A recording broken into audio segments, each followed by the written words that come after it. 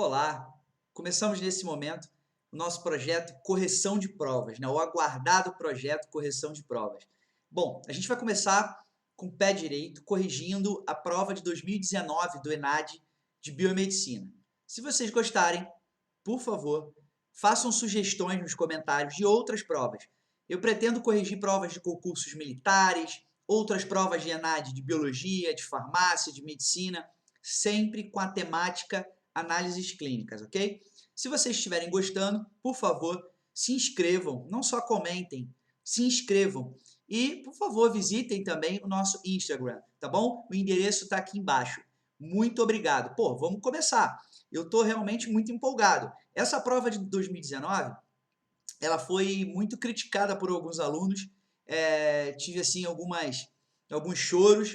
Então, a gente vai tentar, nesse momento, dirimir algumas dúvidas. É claro que a gente não pode fazer um vídeo aqui muito extenso, então eu vou tentar ser bem conciso, já que são 17 questões no total, sendo 3 questões discursivas, tá bom? A gente começa inicialmente com as questões discursivas, tudo bem? Então vamos lá, vamos comigo.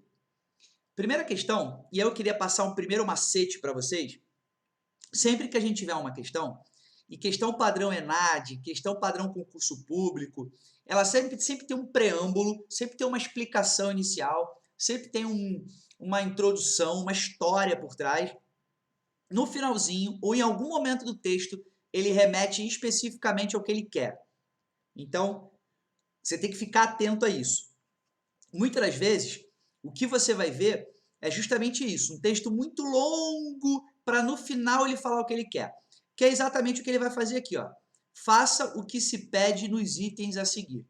Porque antes ele fala da sífilis, que aliás também é uma questão muito recorrente em concursos de laboratório. Isso é muito frequente você ver questão sobre sífilis, questão de teste treponêmico e não treponêmico, especificamente VDRL. Então é muito comum você ver questão desse tipo. Então ele vai falar verdades, ele vai falar, por exemplo, que a sífilis é uma doença sexualmente transmissível, você já sabe disso, que o agente etiológico é o treponema pálido, vai falar que a Organização Mundial de Saúde está realmente preocupada, são 12 milhões de pessoas em todo o mundo, e os jovens, principalmente, são o público, o perfil epidemiológico que vem apresentando um grande número de infectados. Isso também é muito verdade e muita preocupação. Por quê? Porque isso remete a uma falta óbvia de uso de preservativo. Muito bem.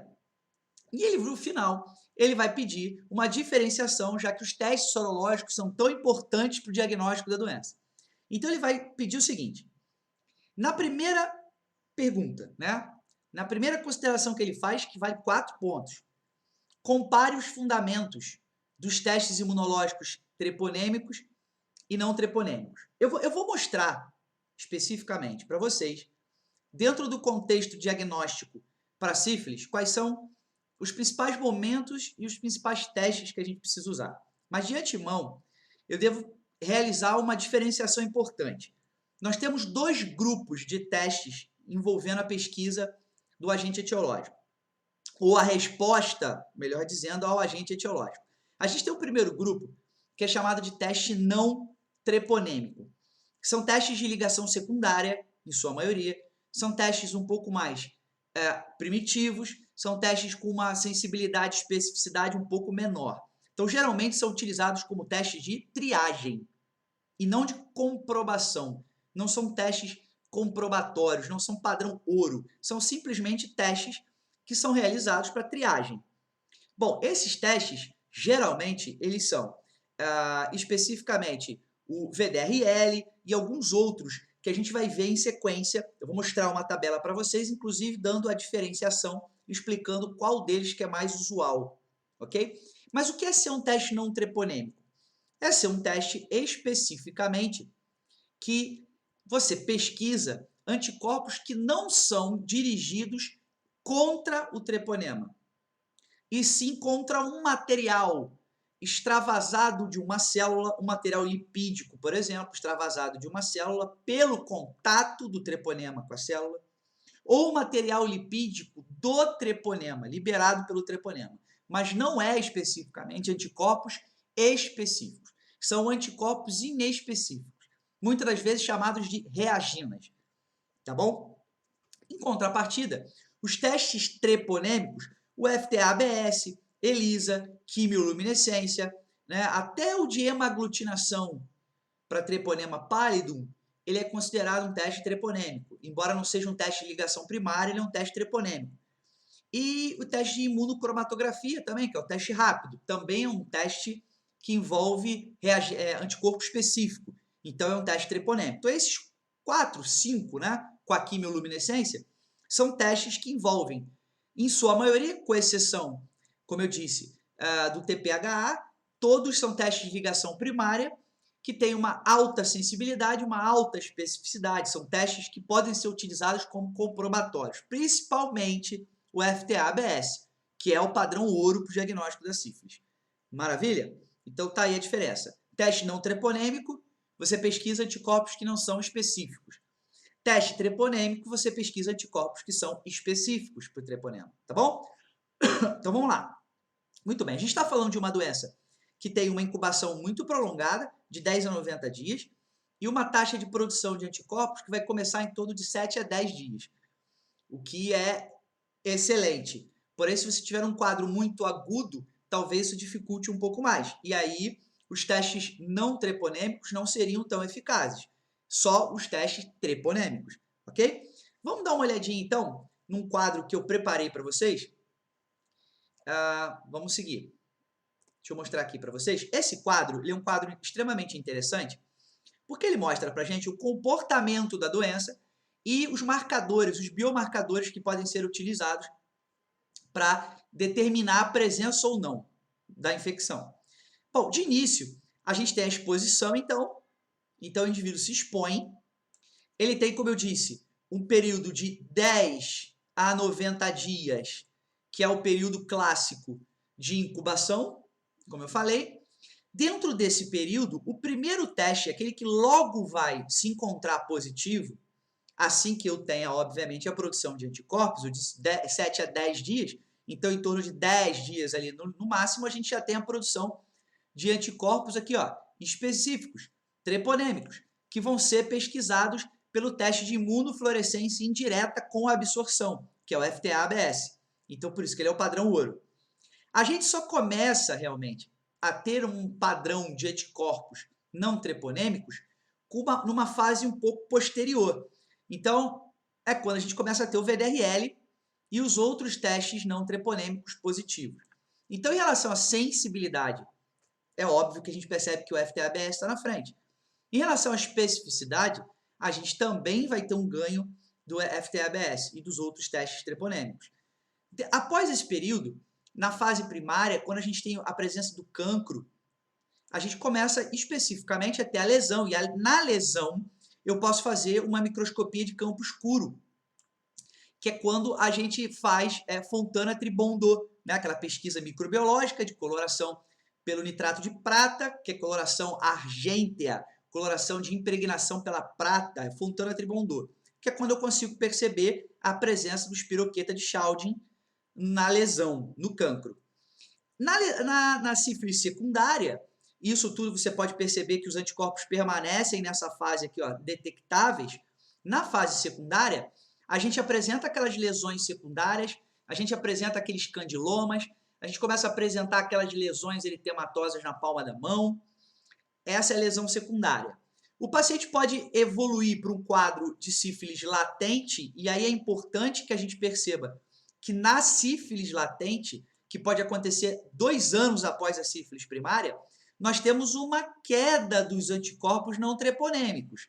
Isso aqui é importante, porque o paciente pode começar a ter uma diminuição dos títulos nas provas não treponêmicas, VDRL, por exemplo. Isso já não vai acontecer com as provas treponêmicas como o FTA-ABS, que vão permanecer constantes. Inclusive na fase terciária, que é a mais preocupante, onde a gente tem uma cardiopatia, onde a gente tem um aneurisma de aorta, muitas das vezes, esse paciente pode vir a óbito, isso pode acontecer 10 anos após a fase primária. Os anticorpos não treponêmicos são encontrados numa concentração já bem baixa. Então, pode ser que um teste como esse não seja tão eficaz para determinar especificamente a presença da doença, ao contrário de anticorpos treponêmicos. ok? Então, eu espero que você tenha entendido como é que funciona essa dinâmica dos testes. Agora, vamos dar uma olhada no seguinte, né? Deixa eu apagar especificamente aqui. Deixa eu usar minha borracha para dar uma apagada aqui. Opa, senão vai dificultar aqui a nossa observação. Fiz uma bagunça aqui, então vamos apagar. Maravilha. O que a gente está observando nessa imagem, atentem, é especificamente os testes que nós chamamos usualmente de não treponêmicos. Então, a gente tem o VDRL, o RPR, o SR e o Trust. E todos esses testes são testes, como eu disse, não treponêmicos, tá? E se a gente for observar a diferença básica entre esses testes, embora a gente tenha um ganho de sensibilidade e até de especificidade de alguns testes que são modificações do VDRL, o VDRL continua sendo o teste de escolha. Por quê? Porque ele tem uma importância em saúde pública muito grande, ele tem um custo baixo, a gente pode utilizar o soro, ele tem um custo baixo, e eu queria chamar a atenção especificamente para a questão do líquor, que isso é extremamente importante. Se você observar na literatura, isso aqui é comentado. Na sífilis latente, muitas das vezes o indivíduo só terá a presença de positividade no fluido biológico líquor, muitas vezes não no soro. E todas essas provas, como você pode perceber aqui, ó, não são detectáveis, essas provas não são positivas no líquor, só o VDRL. Então o VDRL continua sendo um teste barato e um teste que tem grande possibilidade de detecção na fase de latência. Ok? Então, muito bem, vamos voltar aqui para as nossas perguntas. E aí, deixa eu só retirar especificamente aqui a minha imagem. Deixa eu jogar aqui para cima. Ótimo. E a gente volta aqui para a questão. Bom, vamos lá. Compare, então, a gente já respondeu essa, né? Compare os fundamentos dos testes imunológicos treponêmico e não treponêmico, a gente respondeu. Então, os não treponêmicos são menos específicos, menos sensíveis, geralmente testes de ligação secundária e envolvem anticorpos que não são específicos para o treponema. Já o teste treponêmico, como o nome já diz, são testes superiores, maior sensibilidade, maior especificidade e envolvem anticorpos específicos para o treponema. Cite um teste imunológico treponêmico e um não treponêmico. Bom, não treponêmico a gente poderia citar o RPR, o Trust, o SR e o VDRL. Vamos citar o VDRL, que eu acho que é mais simples. O treponêmico a gente poderia citar FTABS, ELISA, quimioluminescência, TPHA ou o imunocromatográfico. Ele pediu para citar. Ele vai citar, acabou.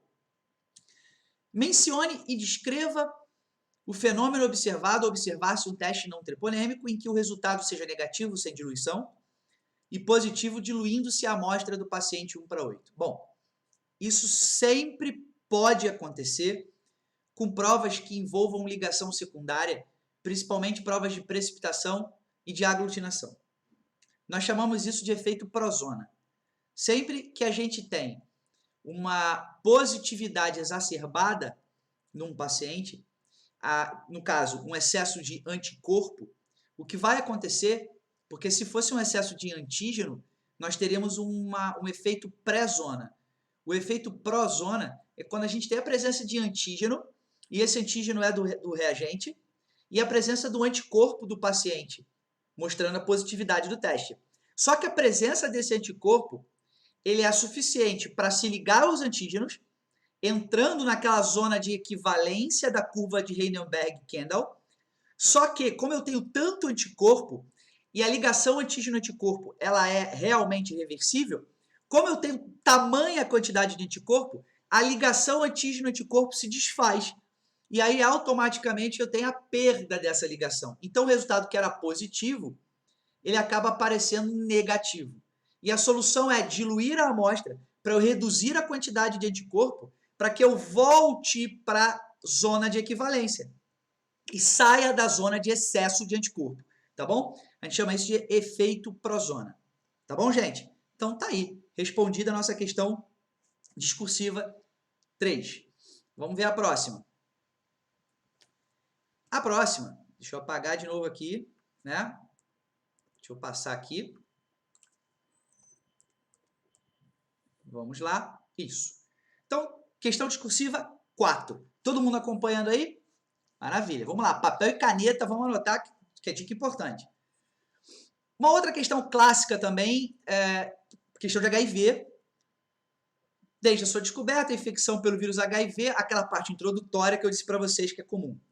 Tem sido diagnosticado laboratorialmente com o uso de ensaios imunoenzimáticos, inicialmente a partir de 1985, verdade. 1985 foi um momento do auge da presença do HIV, foi o surgimento das primeiras infecções graves.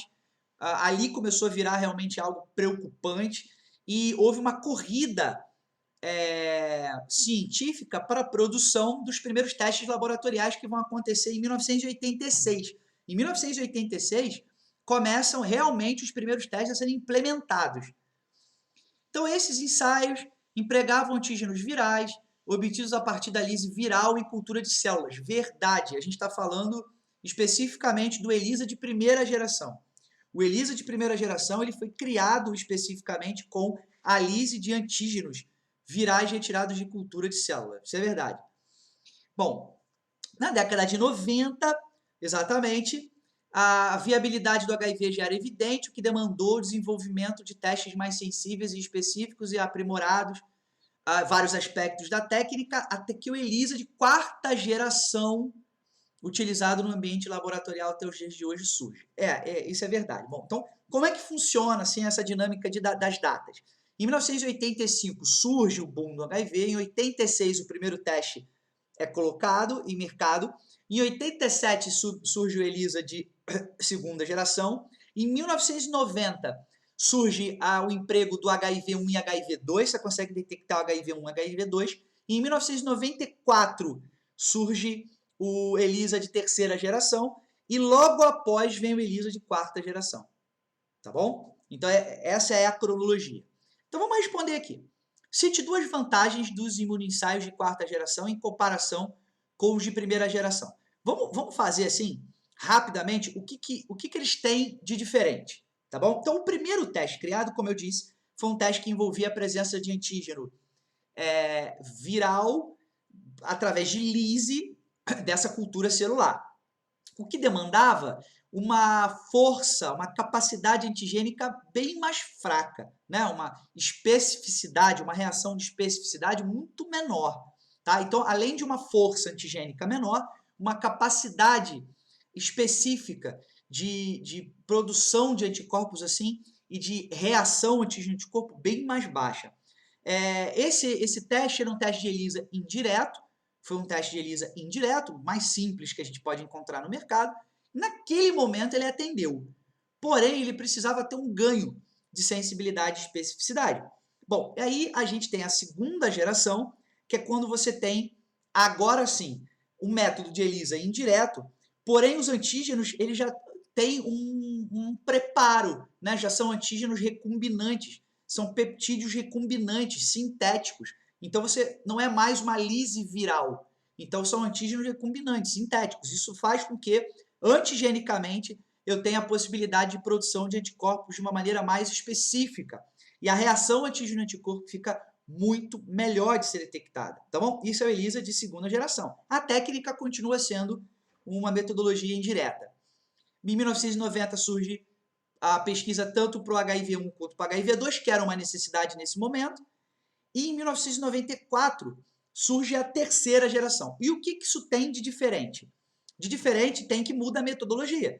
A gente sai de um método indireto, parte para um método específico de sanduíche, de captura. Isso faz com que a janela imunológica reduza. Então, o tempo de detecção do HIV reduziu bastante. Isso foi um ganho substancial. Mas, Rodrigo, era o melhor que a gente tinha naquele momento? Não, não era o melhor que a gente tinha naquele momento. Bom, naquele momento, sim, era o melhor. Mas era o melhor que a gente poderia ter? Não. Tanto que surge o teste de quarta geração com uma grande possibilidade de emprego. Então, a gente vê tanto ELISA, quanto quimiluminescência, quanto testes imunofluorescentes. A metodologia, o reagente marcado, ele mudou. Mas o princípio era basicamente o mesmo. Então, o princípio continua sendo de sanduíche ou de captura, só que a novidade agora é que o antígeno era o antígeno P24. Isso fez com que a janela imunológica caísse ainda mais. Então, essa é uma grande vantagem, ok? Descreva as etapas do teste ELISA de quarta geração.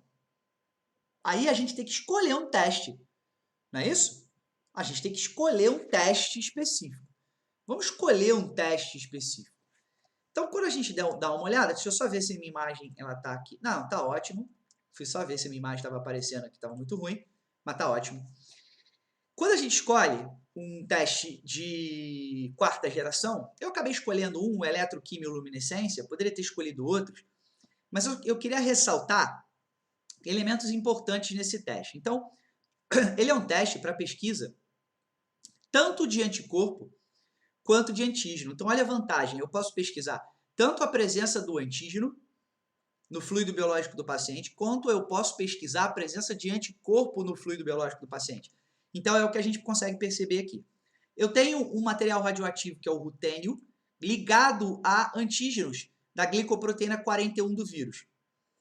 E eu tenho biotina ligada especificamente também a esses antígenos GP41. Isso mostra para mim que eu terei um teste de avidina, né, parecido com aquele teste de avidina biotina que a gente tem na imunofluorescência.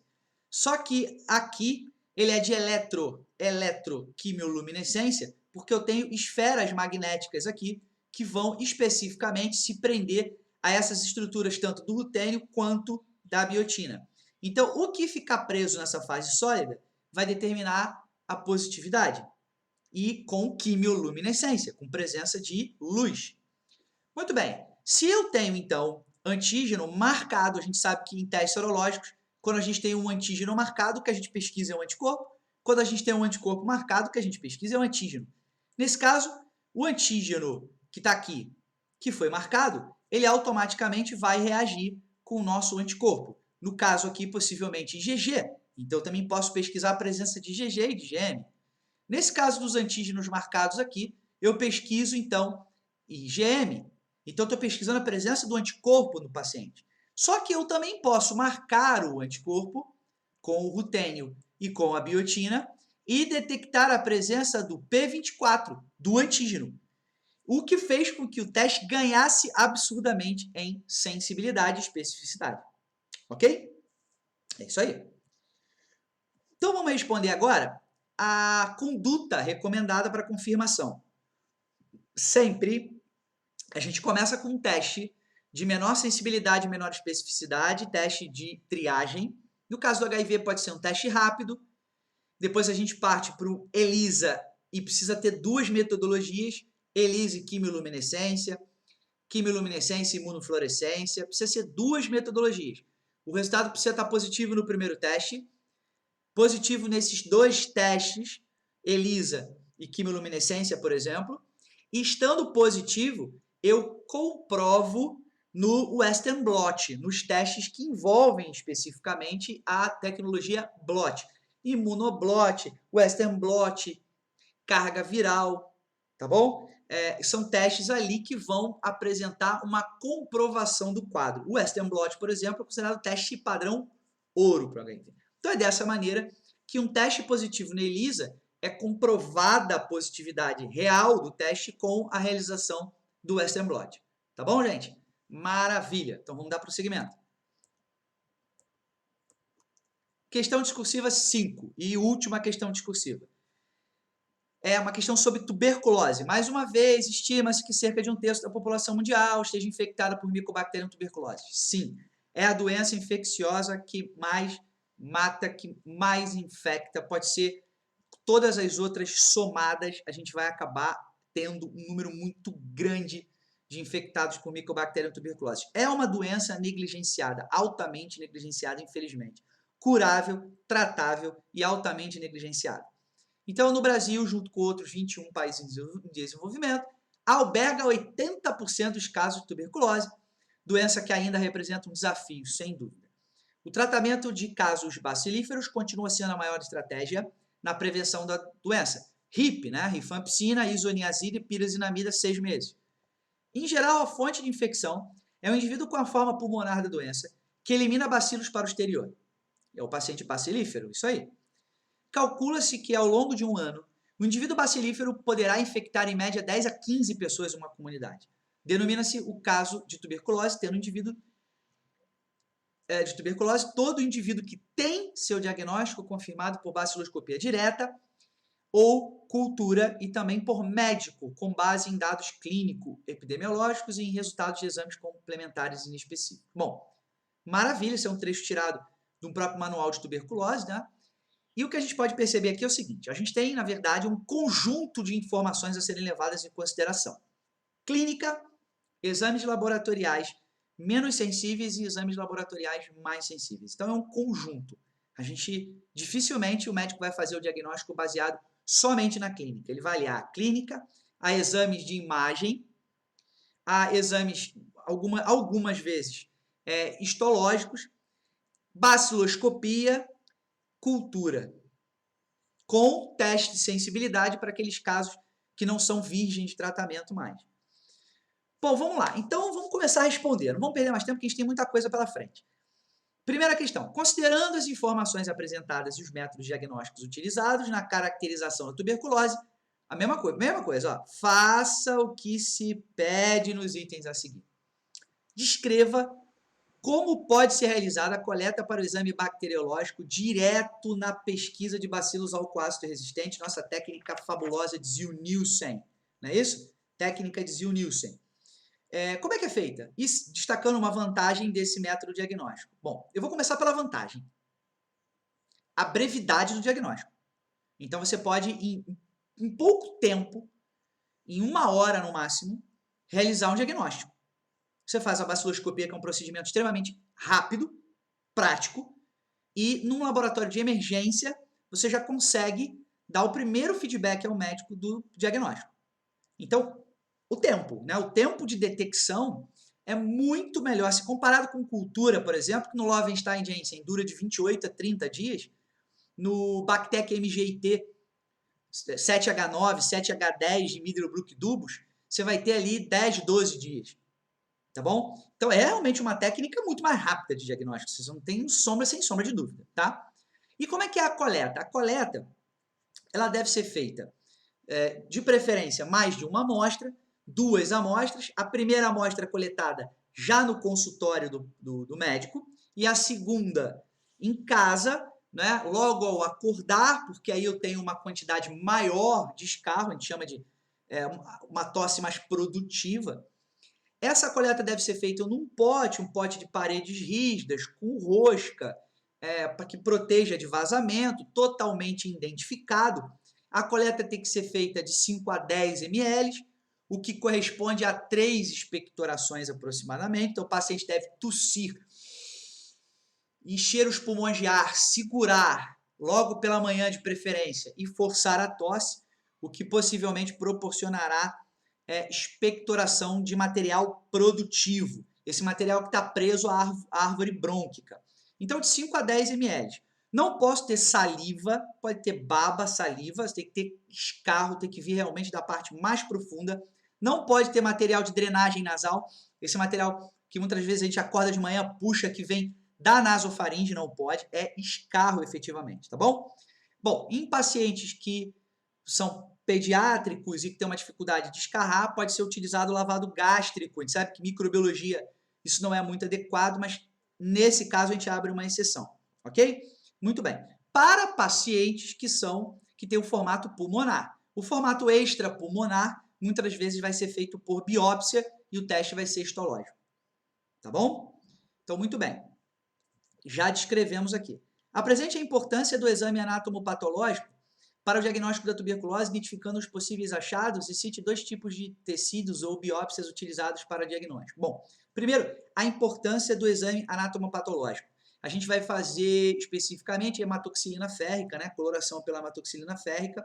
E esse é um teste, por exemplo, que vai proporcionar para a gente a detecção do bacilo em tuberculose miliar, né? Extrapulmonar, então ganglionar, testicular, óssea, de tecidos os mais diversos, de linfonodos. Já estou dando até outra resposta, né? De quais tipos de tecidos eu vou poder encontrar e realizar esse teste. Pô, linfonodos, gânglios linfáticos de uma maneira geral, pele, testículo e várias outras regiões, óssea, renal. Então, todos esses locais a gente pode biopsar e fazer um teste anatomopatológico, que é um teste histológico de coloração específica, geralmente hematoxilina férrica, e a gente consegue detectar a presença do bacilo nesse tecido. Outra coisa importante, que eu não falei em relação à coleta, é a conservação. A gente tem que levar isso imediatamente para o laboratório para ser analisado, porém, a gente pode manter a 7 dias, segundo a literatura, de 4 a 8, refrigerado, tá bom? Se não tiver refrigerado, a gente não pode realizar o teste, não pode fazer baciloscopia se ultrapassar 24 horas fora da geladeira, tá bom? Então, tem que tomar cuidado com isso. Cite a técnica diagnóstica de imunorreatividade em lâmina histológica para o diagnóstico da tuberculose. Então, especificamente é esse teste que eu acabei de dizer, né? Imunorreatividade é justamente a técnica que envolve a coloração específica histopatológica, que, por exemplo, pode ser a técnica de hematoxilina férrica, tá? Então, é justamente essa metodologia. Então, você vai só citar. Mencione o método de biologia molecular. A gente tem alguns métodos começando a ser implementados, mas a gente tem uma barreira que é a questão do custo. Em relação à baciloscopia, é um custo. Então, isso pode ser importante para aqueles pacientes que não são bacilíferos ou que têm uma sintomatologia, mas não conseguem ter um material produtivo.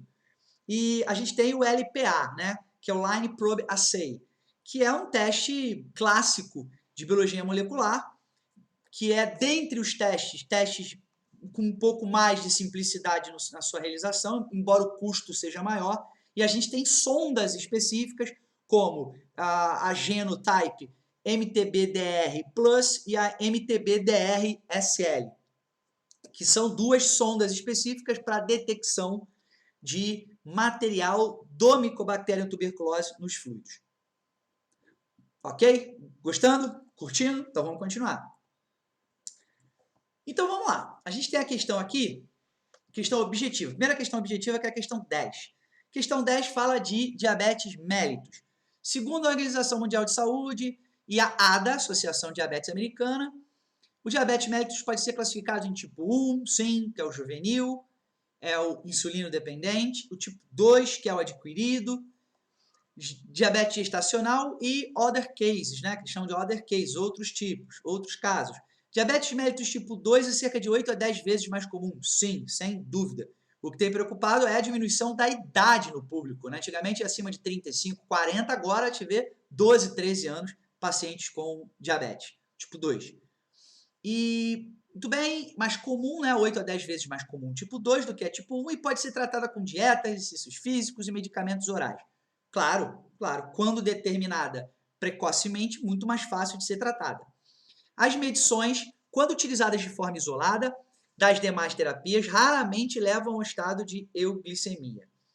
Se você utiliza a medicação de forma isolada, sem mudança de hábitos por conta do paciente, concordo plenamente, você vai ter uma dificuldade grande de diminuição do quadro, de reversão do quadro, sem dúvida. Tornar o paciente euglicêmico vai ser muito complicado. Mas vamos lá. Com base no texto, eu avalio as asserções a seguir e a relação proposta entre elas. Tá? Então, você tem que avaliar. Essa é uma questão muito comum no ENAD, tá? Ele te dá 1, 2, 3, 4 frases afirmativas e você tem que julgar se elas estão corretas e se elas têm uma relação entre uma entre outra. Tá? Isso aí realmente tem que prestar muita atenção. Um dos mecanismos envolvidos no desenvolvimento do diabetes mellitus tipo 2 é a contínua produção de insulina pelo pâncreas. Verdade? Né? Estou antecipando. Verdade? Por quê? Porque você tem uma dificuldade de introdução dessa insulina na célula para possibilitar a biodisponibilidade dessa glicose. Há também a entrada da glicose na célula pelos receptores GLUT4 ou outro GLUT qualquer, mas principalmente o GLUT4. Então, como você tem especificamente a dificuldade de fazer com que a insulina penetre na célula, seja por uma deficiência de receptor de insulina, não é isso? Seja o ERPP1, seja por dificuldade da IRS, daquela proteína que vai fosforilar a insulina, simplesmente ou ela não entra a insulina, ou ela entra e não é fosforilada. Bom, o que vai causar é uma não ativação do canal GLUT4 e a glicose não vai entrar. Ou seja, por mais que você produza insulina e o organismo vai entender que vai ter que produzir muita, dificilmente você vai conseguir uma boa resposta de entrada e consumo da glicose pela célula. Então isso vai gerar uma produção muito grande de insulina. E 2, por quê? Né? Por quê? Por que a primeira? Porque a incapacidade de absorção de glicose pelas células leva à resistência insulínica. Foi o que eu acabei de explicar, tá bom? Então, se você olhar as opções, só pode efetivamente ser a opção A. Então, as assertivas 1 e 2 são proposições verdadeiras e a 2 é uma justificativa correta para a primeira, sem dúvida. Vamos para a 12. Questão 12, os laboratórios de análises clínicas vêm buscando constantemente a implementação de processos de acreditação a despeito de custos relacionados. Considerando o conceito de qualidade, avalie as afirmações a seguir. Então, vamos lá. O objetivo de se implantar especificamente, né? O objetivo de se implantar um sistema de controle da qualidade, tá bom? É reconhecer e minimizar os erros analíticos, permitindo avaliar performance do laboratório e obter resultados confiáveis e seguros. Isso é verdade, isso é o que a gente quer, né? Então, tanto acreditação quanto certificação são modelos que atestam qualidade. Certificação mais um modelo gerencial e a acreditação mais um modelo técnico. Mas, de qualquer maneira, que demonstram para a gente realmente uma preocupação em minimizar os erros, né, as não conformidades, permitir um aumento de performance e obter resultado confiável. Claro, o objetivo é esse, então está correto. A equipe de garantia da qualidade do laboratório deve implementar um sistema de controle de qualidade. Eu não gosto desse termo controle de, tá? Eu gosto de controle da. O correto para mim é esse. Porque não é um controle de qualidade, é um controle que tem qualidade. Você está controlando a qualidade. Então, controle da qualidade, que permita aos seus integrantes garantir a qualidade de todos os resultados obtidos na rotina diária, aí começa o problema, tá? Com exceção dos exames enviados aos laboratórios de apoio, os quais não são de responsabilidade direta do laboratório. Isso aqui é complicado, tá? A gente tem responsabilidade sim. Por quê? Porque o resultado vai ser enviado por nós. Então, o cliente, que é o médico, que é o paciente principalmente, ele não quer saber se o resultado foi realizado, foi processado, foi gerado num laboratório terceirizado. Ele quer saber que a logomarca que está ali, o laudo, é do seu laboratório. O responsável é você, não é o terceiro. Tá bom? Então, você tem que ter mecanismos de controle da qualidade efetiva, cobrar esses mecanismos de controle do laboratório de backup, do laboratório terceirizado. Tá bom? Então, não. O controle interno da qualidade consiste na análise diária de amostras-controle, que possui valores conhecidos dos analitos para avaliar a precisão dos ensaios. Muito bem. Verdade. Então, só pode ser 1 e 3. Por quê? Porque o controle interno da qualidade, ele avalia a precisão, reprodutibilidade. O controle externo da qualidade, ele avalia a exatidão, acurácia. Então, tá correto. Tá bom? Muito bem. Vamos avaliar aqui a questão objetiva 13, que fala de infarto agudo do miocárdio. Nós teremos, com certeza, um curso que vai falar sobre os exames laboratoriais de urgência. E a gente vai discutir a questão do infarto agudo do miocárdio. Fica atento, tá bom? A avaliação de um paciente com dor torácica deve diferenciar aquele blá blá blá que a gente já conhece, tá bom? Deve diferenciar as etiologias cardíacas das não cardíacas. Dentre as ocorrências cardíacas, o infarto agudo do miocárdio demanda investigação minuciosa, claro, né? Além da análise histórica clínica, os achados do ecocardiograma e dos exames de imagem, a detecção de alterações de biomarcadores cardíacos é importante para o diagnóstico precoce.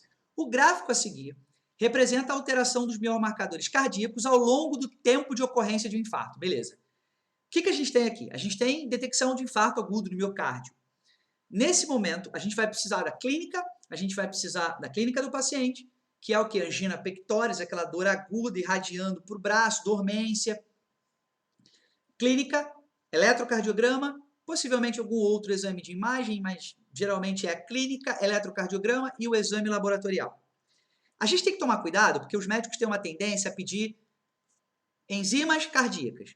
Cuidado com a questão enzimas cardíacas, porque como a gente vai olhar nesse gráfico, o aumento de algumas enzimas cardíacas, ela vai acontecer de forma mais posterior, geralmente a partir de 6 horas do pico, né, do momento inicial que a gente tem a angina pectoris. Então tem que tomar cuidado, porque às vezes o paciente está infartado e esses marcadores não estão alterados ainda.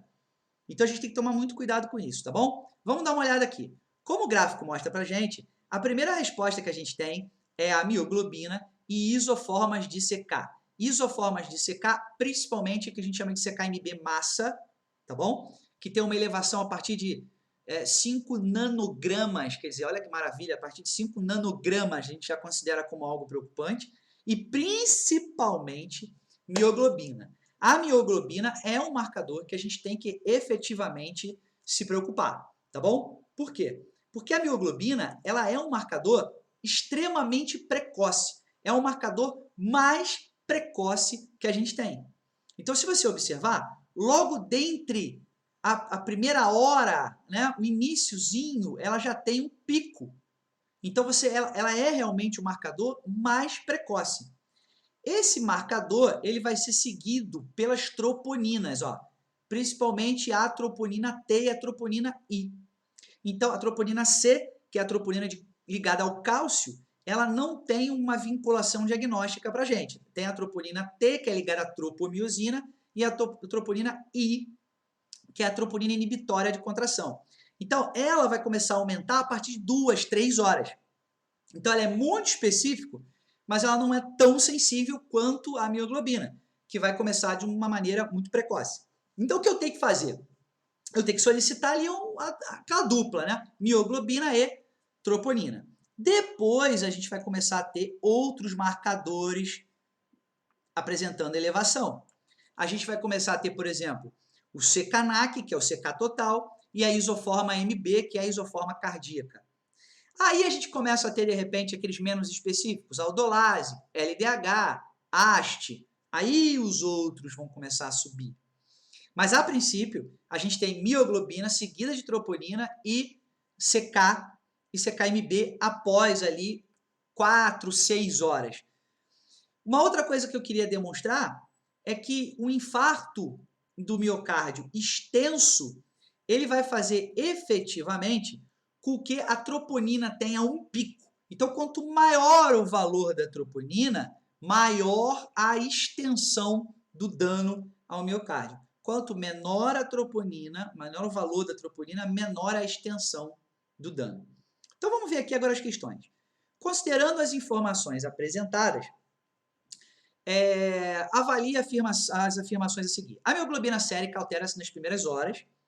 Após a ocorrência do infarto, geralmente normaliza-se em 24 horas. A gente observou que tem um pico, né? Realmente tem um pico. E uma queda abrupta. A concentração sérica de CKMB apresenta seu pico de elevação incrementos de 6 vezes os valores normais. Vamos dar uma olhada, né? Se a gente for observar aqui, não chega a isso, não. Múltiplos do limite superior. Não chega a 6 vezes, né? Não vai chegar a 6 vezes. Não é tão elevado assim. Os níveis de alteração, o CKNAC muitas das vezes aumenta bastante, tá?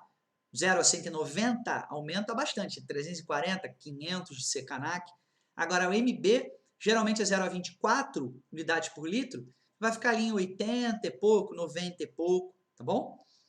Os níveis de alteração da troponina correlacionam-se com a extensão da lesão cardíaca, com um pico de elevação que pode durar até 8 dias nos casos mais graves. Na verdade, o pico ele não vai durar 8 dias, tá vendo? A presença vai durar 8 dias. Aqui, ó, a presença da troponina vai durar esse tempo todo. Mas o pico, né, a elevação, o pico não vai durar todo esse tempo, tá vendo?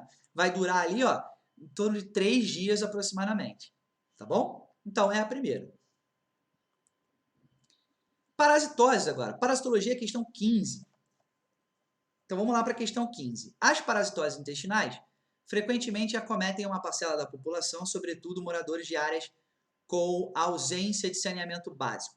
As enteroparasitoses podem afetar o equilíbrio nutricional sem dúvida nenhuma, tá? Na primeira infância isso é terrível, populações que estão efetivamente mais expostas, população indígena, população mais carente de um modo geral, está efetivamente muito susceptível a infecções parasitárias, o que pode causar uma dificuldade no crescimento, um bloqueio cognitivo, uma dificuldade de aprendizagem, isso é terrível, tá? Isso é um problema que a gente precisa combater. Saneamento básico, distribuição de renda, são problemas bem graves no Brasil, infelizmente. Muito bem, suponha que uma criança moradora de uma área sem saneamento básico tenha sido acometido por uma parasitose por período prolongado, apresentando tanto uma elevação do número de eosinófilos, de basófilos e dos níveis de IgE, quanto a presença de parasitos no exame parasitológico de fezes. Vamos lá. Com relação ao achado do exame parasitológico de fezes e uma consequência relacionada a essa parasitose, assinale a opção correta. Vamos lá, olha só. Eu não gostei muito dessa questão, tá bom? E já vou dizer para vocês por que eu não gostei muito dessa questão e por isso que tá ali em vermelhinho, né? Por isso que tá em vermelhinho ali. Eu não curti, tá? Por que eu não curti? Vamos lá. Ele quer uma resposta por eosinófilos, por basófilos, nível de IgE e presença de parasitas no exame parasitológico das fezes. Então, aí que está o problema. Né? Aí que está o problema. Por quê? Porque o enteróbios vermiculares, que é a questão que ele coloca como certa pelo gabarito, a gente não tem uma positividade em testes normais parasitológicos das fezes. A gente faz um teste específico, que é o teste da fita gomada, que é o teste de Graham, ou de Hall, se for do suave anal. Então, assim, é uma técnica que não é um teste parasitológico comum, né? É uma técnica especial. E ele diz que os ovos de enteróbios vermiculares, então, podem estar associados a esse quadro, o que é difícil, porque me parece um quadro de uma resposta parasitária mais parruda, né? mais forte, o que a gente não costuma ver para enteróbios vermiculares. E principalmente a crescimento da criança deficiente pela presença de oxiuríase. Isso é muito complicado porque na literatura a gente não costuma evidenciar isso.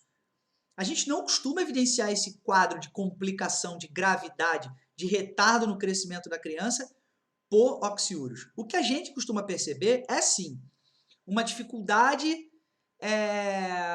de convívio, uma questão de vergonha, uma questão emocional, uma questão de mudança na qualidade de vida, porque gera um prurido muito grande, então é um desconforto. Agora, dizer especificamente que a gente acaba tendo uma complicação do quadro com crescimento deficiente por conta de oxiuríase, eu acho que pegou pesado. Então eu não gosto muito dessa questão, tá bom? Agora, giardia urticária também não. Entamoeba coli, ela não é patogênica, ela é comensal, anemia normocrômica causada por entamoeba? Não, só se houvesse espoliação, coisa que ela não faz. Balantidium coli também, muitas das vezes, ele é comensal, não traz leucopenia. Endolimax nana, muitas das vezes também comensal pura. E baixo desenvolvimento cognitivo, demais também, tá? Então, assim, eu acho que tá fora. Então, eu acho que deveria ter sido anulada essa questão. Não concordo com essa opção de enteróbios vermiculares e crescimento deficiente da criança, tá? A gente pode ter relatos, mas são muito escassos para a gente considerar isso como regra, ok? Então, dando prosseguimento, questão objetiva 16. Vai falar de hematologia, que legal, hematologia, vamos ter um curso agora, preste atenção, hein? Curso de interpretação prática do hemograma, não foge não. Vai lá no Instagram, vai lá fazer a tua inscrição. O homem de 52 anos de idade procurou atendimento médico, queixa de fraqueza, aquela queixa clássica, né? Eu trabalho com os meus alunos essa questão de queixas completamente aleatórias. Fraqueza, falta de ar, isso é anemia, né?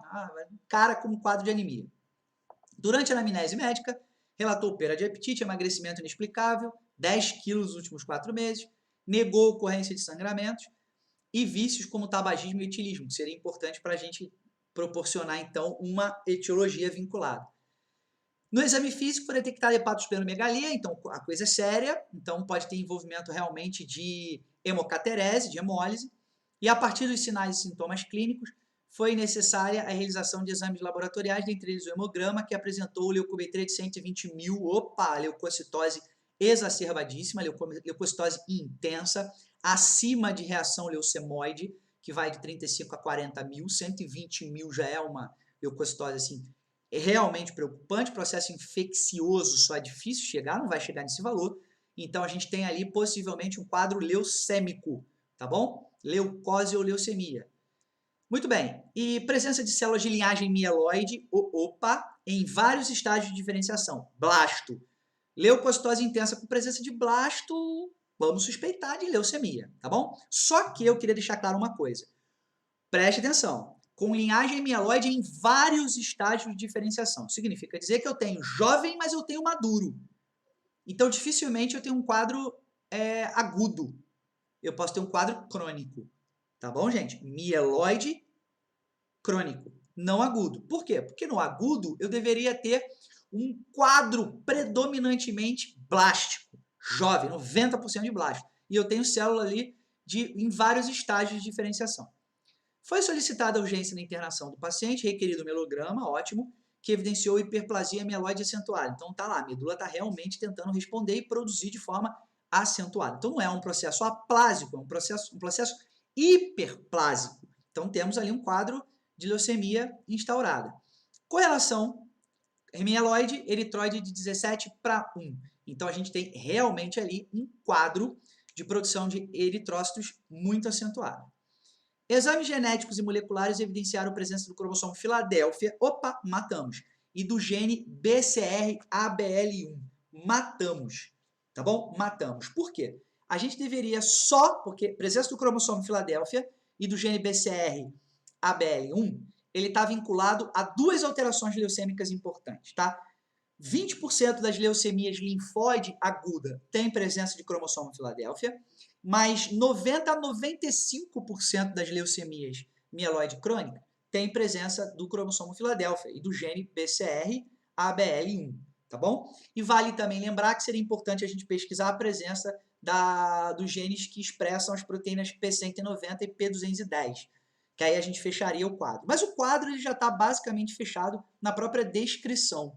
Tá? Então a gente vai chegar à conclusão que estamos diante de uma leucemia mieloide crônica. Tá bom, gente? Mais detalhes, curso de interpretação do hemograma. A indústria alimentícia, e não tem nada a ver com análises clínicas? Não, tem sim. A indústria alimentícia encomendou um estudo com o objetivo de avaliar a segurança de utilização de uma substância X. O que essa substância X está fazendo? Eles querem monitorar se essa substância X afeta o fígado, lesiona o fígado. Então, quais os marcadores do hepatograma a gente tem que utilizar? Nós sabemos que nós temos marcadores no hepatograma de dano hepático, de colestase, de toxicidade por agrotóxico, marcadores de secreção, não é isso? A gente tem diversos marcadores. O marcador em questão é um marcador de lesão, então é um marcador agudo, de dano agudo hepático. Geralmente, esses marcadores de lesão hepática aguda estão relacionados a AST e ALT. Tá? Pode pedir gama-GT também? Pode. Mas gama-GT está mais vinculada, junto com a fosfatase alcalina, a ser um marcador de colestase. Tá bom, gente? Então, aqui a gente vai marcar a opção AST e ALT. CPK e CKMB é enzima cardíaca.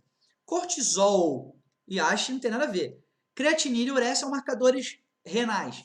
E ácido lático e gama-GT, a gama-GT, como eu disse, poderia ser o ácido lático não, porque o ácido lático, presença de lactato aumentado e na circulação, seria um dano celular por baixa oxigenação, que não é o caso aqui. Muito bem, questão 23, clássica também, clássica. Deixa eu só ver uma coisa aqui. Clássica. Questão que fala de hepatite viral e hepatite B, também muito comum. Nossa Senhora. Hepatite B. 21,8% dos óbitos por hepatite virais são por hepatite B. Sim. E sempre vão pedir hepatite B. Por quê? Porque os marcadores são mais complexos. A gente tem marcador antigênico e marcador por anticorpo. Então, eles sempre vão pedir esse tipo de marcador, esse tipo de pesquisa. Não tem como. Não vai pedir para hepatite A, que é anti-RAV e IgG-IgM. Não vai pedir hepatite C, que é anti-HCV, IgM e IgG. Então, não vai pedir isso. Vai pedir hepatite B, que é um pouco mais complexo. Eles são espertos. E aí, eles pedem o seguinte, ó, o paciente tem o seguinte resultado. HBsAg não é reagente. Ó, então, HBsAg não é reagente, deixa eu ver o que significa. Anti-HBS, reagente, maravilha, que bom. E o anti-HBC total, não reagente, junto com o HBeAg não reagente. Considerando as informações apresentadas, essa é a opção que apresente a interpretação. Bom, basicamente, eu vou mostrar a imagem para vocês, mas já vou antecipar.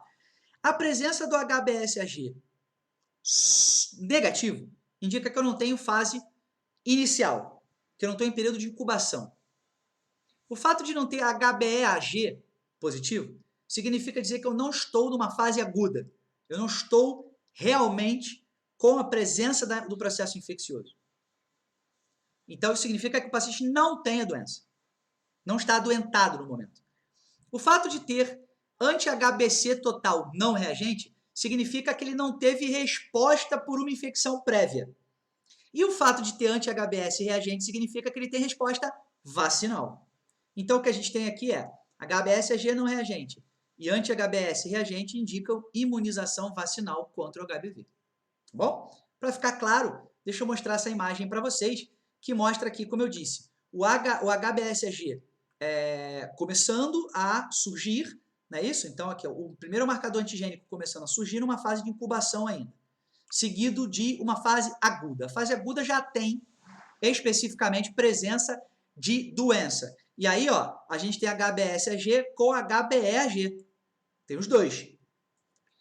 Passado esse momento, a gente começa a ter pós-janela imunológica, né? Inicialmente na soroconversão, produção já de anticorpos, janela imunológica, mas a gente já tem presença de anticorpos surgindo. E quais são esses anticorpos, né? A gente tem aqui o anti-HBC, né? Anti-HBC IgM e anti-HBC total. O que isso mostra? Que eu tive resposta a uma infecção recente.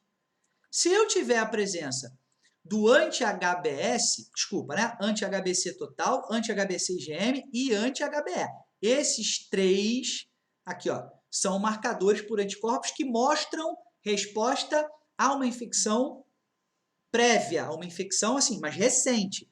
E o anti-HBS, aqui, ó, ele começa a surgir numa fase já de recuperação ou derivado de uma questão vacinal. Tá bom, meus queridos? Vamos lá. Desculpa estar um pouco mais rápida, porque são muitas questões, tá bom? E a ideia aqui é a gente não ficar se estendendo tanto.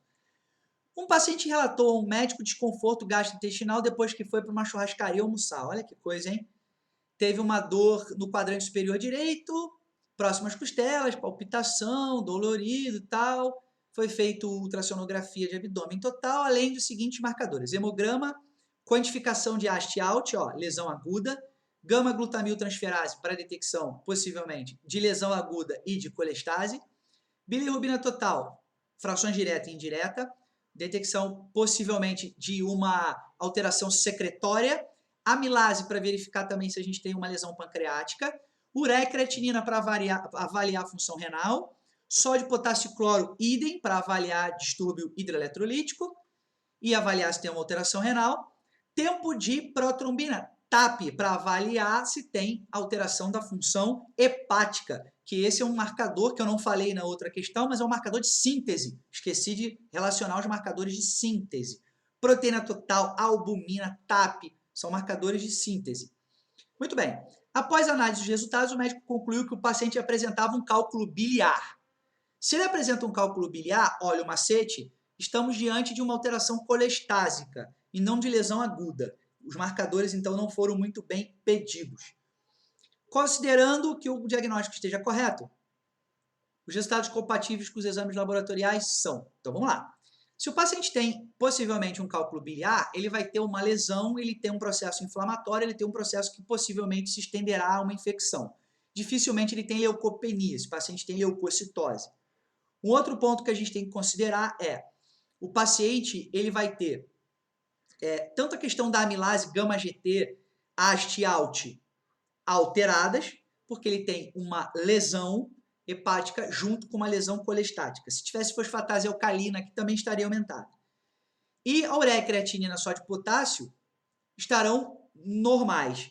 Por que estarão normais? Porque não tem envolvimento renal. E por que o TAP, junto com o índice de normatização, né, do resultado, né, o INR, por que esse resultado, esse INR, junto com o TAP, eles estão normais? Estão normais porque não há um comprometimento de síntese hepática. Não há uma insuficiência hepática no quadro do paciente.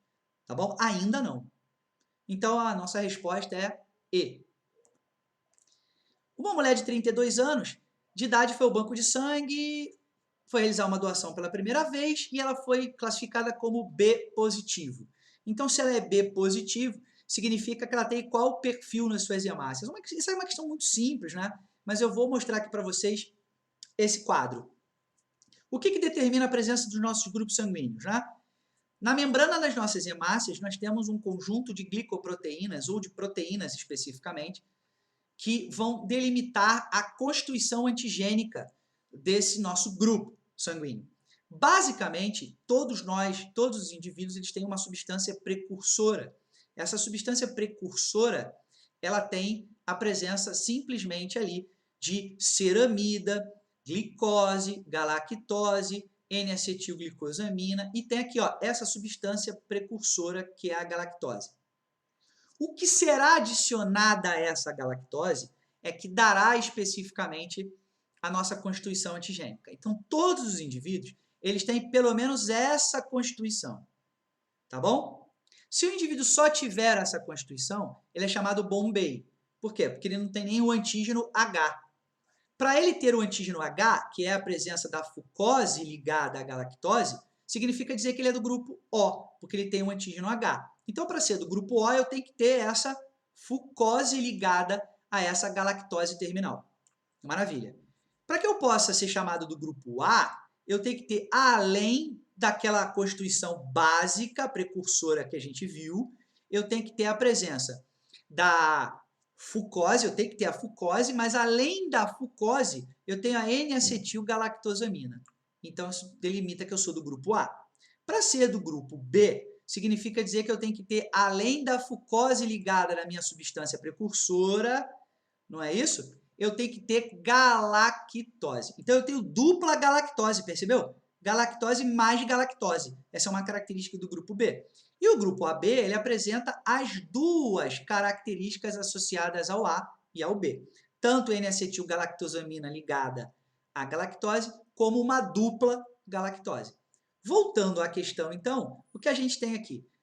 O paciente, então, ele tem D-galactose, opa, tem que ter, ligada ao antígeno H, sim, bacana, antígeno D, sim, e na circulação sanguínea, anticorpos anti-A.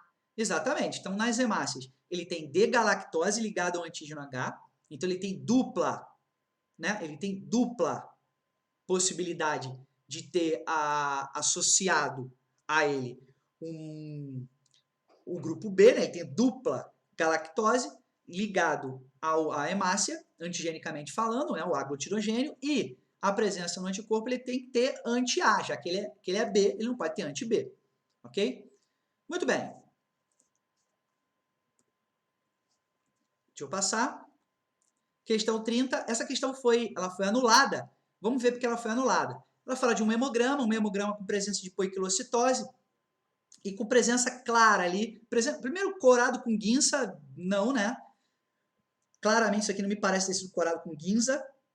Se foi corado com guinça, está muito, muito rosácea. Não está com a característica chamática que a gente gosta de uma boa distensão. Não é isso? Esfregaço, pelo amor de Deus, não use essa palavra. Isso é uma distensão sanguínea. E nessa distensão sanguínea a gente consegue perceber eliptócito, codócito e, principalmente, drepanócito. Hemácia em formato de foice, o que seria uma característica importante de anemia falciforme.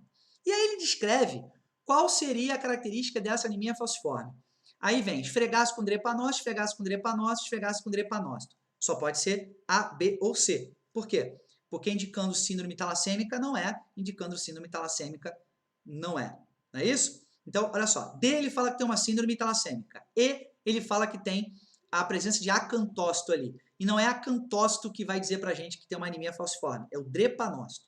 Então, só pode ser especificamente A ou B. Porque C, ele fala também de síndrome talassêmica. Tá fora. Só que o A e o B, eles vão querer mexer com a questão dos índices hematimétricos. Dizendo que você pode ter um índice hematimétrico com macrocitose e hipercromia, microcitose e hipocromia. Na verdade, isso é muito variável nos quadros de anemia falciforme, não dá para a gente chegar num quadro como esse. Geralmente, como ela é uma anemia hemolítica, ela é uma anemia normocítica, normocrômica, muitas vezes. Ela não tem alteração de tamanho e de cor. Por isso a questão foi anulada. Ok? Questão 31, ela fala especificamente de hipotireoidismo.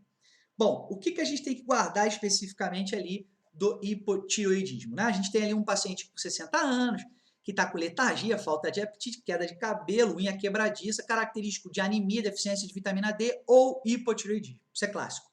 Só que, no exame físico, a paciente tem um aumento da sua glândula tireoidiana, né? A tireoide está aumentada, e aí a suspeita foi de hipotireoidismo. Então, ela tem um bócio ali, a suspeita foi de hipotireoidismo, e por causa autoimune, né? Doença de Hashimoto. Solicitou, então, o TSH, que é o principal exame para avaliação de transtornos da tireoide, junto com o T3 e T4 livre, muito importante a presença do T4 livre, e anticorpos antimicrossomais, que é a antiperoxidase ou anti-TPO, que é importantíssimo para descrever e detectar a alteração autoimune. Então, de acordo com a suspeita, assinale a opção que apresente corretamente os valores dos resultados, né?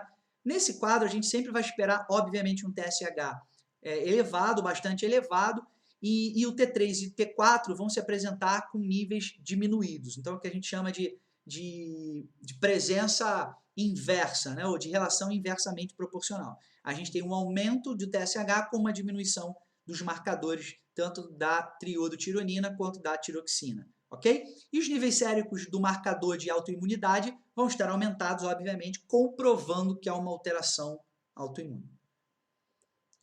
A questão 32 também foi anulada, tá? Ela fala de um exame de urina, ela fala do exame físico da urina, e ela fala da questão da cor, com aspecto, com taxa de hidratação. Vamos ver por que ela foi anulada. Vamos pegar as afirmações. A cor da urina depende da concentração, da hidratação e da presença de pigmentos de origem alimentar, medicamentosa e do próprio organismo. Está correto. Ele leva a considerar que essa questão está errada. E ela não está errada, ela está correta. Tá? A cor da urina varia de acordo com esses elementos. O intervalo entre a coleta e a análise das amostras frescas de urina não deve ultrapassar o limite de 2 horas. O ideal mesmo é 1 hora, mas vamos até aceitar essas 2 horas. Nas situações em que não é possível cumprir esse tempo, as amostras podem ser mantidas sob refrigeração por longo período de tempo. Longo período de tempo eu não gosto. Eu não gosto. Tem alguma coisa na literatura falando 24 horas, outra 4 horas, depende da análise também que vai ser feita. Então, longo período de tempo, isso para mim está errado. As amostras não identificadas, com identificação não aceitável, coleta em recipientes inadequados ou com contaminação por fezes, papel higiênico ou outras partes são passíveis de rejeição. Claro, né? Esse é critério de rejeição. O aspecto da urina consiste na avaliação da transparência da amostra.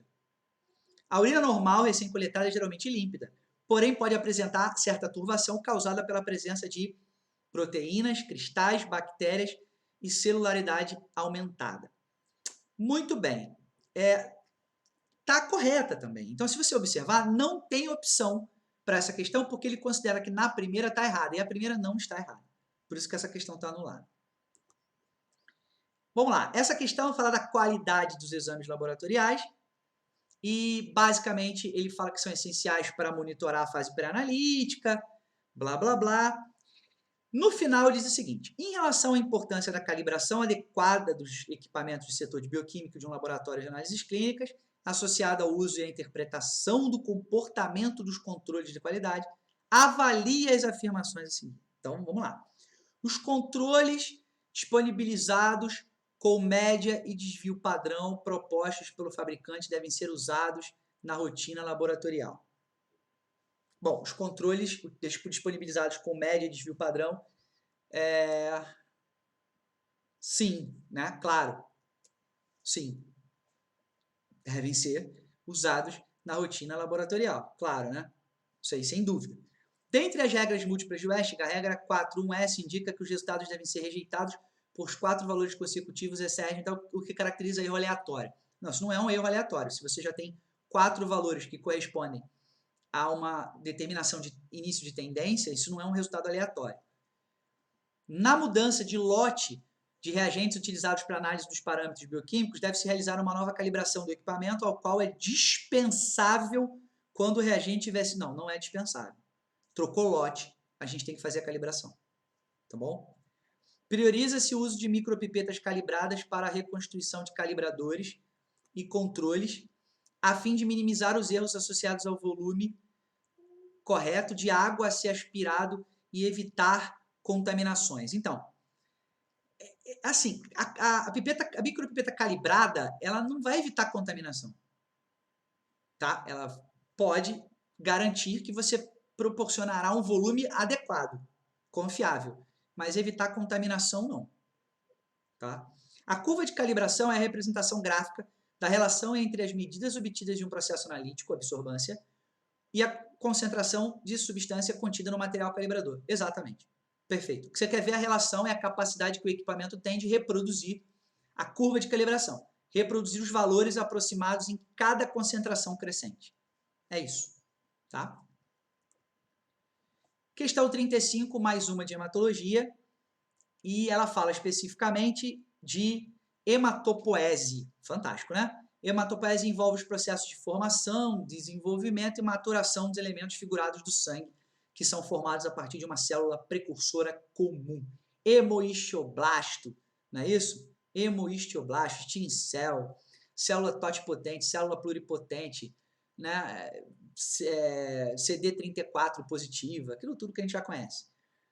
Bom, a figura em si apresenta uma unidade formadora de colônia, né? O esquema da hematopoese, em que a unidade formadora de colônia e BFU é a unidade formadora buster, né? De explosão, por isso BFU. Isso para a produção principalmente dos eritrócitos. Os eritrócitos precisam de BFU, de uma produção em explosão, de uma intensificação de produção. Em relação à hematopoese e em relação às suas características, avalie as afirmações. As células sanguíneas são produzidas na medula óssea a partir de células-tronco hematopoéticas. Né? Isso é verdade. A partir de células-tronco hematopoéticas. O processo é especificamente: a gente tem uma célula-tronco hematopoética, CD34 positiva, hemoistioblasto, passa para 2 hemocitoblastos, um de origem mieloide e um de origem linfóide, e depois a gente tem as células comprometidas, que nós chamamos. São células comprometidas com a sua linhagem, são os blastos comprometidos com a sua linhagem.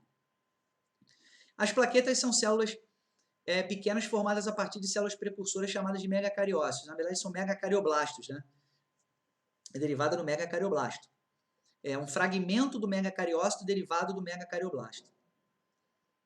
As CFU podem dar origem a uma ou mais linhagens hematopoéticas a partir do estímulo do hormônio eritropoetina. A eritropoetina tem um hormônio em cima da produção de hemácia, de eritrócito, não de qualquer célula. As células-tronco hematopoéticas possuem capacidade de divisão assimétrica, gerando tanto células indiferenciadas quanto células comprometidas. Elas podem se diferenciar em qualquer grupo celular hematopoético. Então, correto.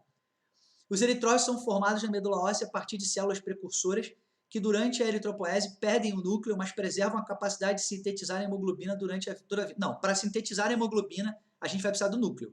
Para sintetizar a proteína, a gente precisa do núcleo. Então, a gente produz o máximo de quantidade de proteína enquanto a gente tem núcleo. Depois que esse núcleo é expulso pelo processo de Karyorex, ficam resíduos de RNA, que são os reticulócitos, perdem-se, essas hemácias perdem esse material de RNA e aí vão originar as hemácias maduras. Então, 1 e 4, tá bom? Essas são as respostas verdadeiras. Muito bem, meus queridos e queridas, eu queria agradecer especificamente vocês por terem me acompanhado até aqui. Desculpem se eu me alonguei, para mim foi maravilhoso. Curtam bastante, se inscrevam no canal, procure a nossa página no Instagram e nós teremos mais. Me estimulem, comentem para que eu possa ficar estimulado para colocar mais coisa legal para vocês, tá bom? Fiquem com Deus, muito obrigado e até a próxima.